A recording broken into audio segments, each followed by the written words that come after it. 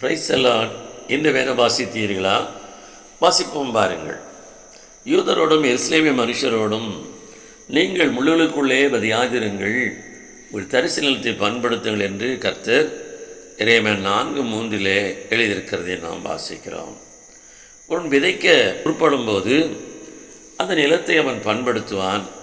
அதன் பின்பு நிலத்திலே விதையை விதைப்பான். அது அவனுக்கு மிகுந்த பலன் கொடுக்கும். எனவே நம்முடைய வாழ்க்கை என்கிறது ஒரு நிலமாகும். அதில் விதைக்கப்பட வேண்டிய விதை என்கிறது தேவனுடைய வார்த்தையாக இருக்க வேண்டும்.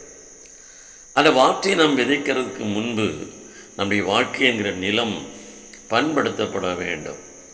அதே 4ஆம் அதிகாரம் 1ஆம் வசனத்தை நாம் வாசிக்கும்போது, நீ உன் அருவருப்புகளை என் பார்வை நின்று அகற்றிவிட்டால் நீ நஷ்டப்படுதல் என்று சொல்லி கர்த்தர் சொல்லியிருக்கிறதை நாம் வாசிக்கிறோம். தேவன் அருவருக்கிற காரியங்களை அகற்றிவிட்டு வார்த்தை என்கிற விதையை விசுவாசத்தோடு விதைப்போம். அந்த விதை 100 ஆகும், 60 ஆகும், 30 பலன் தரும்.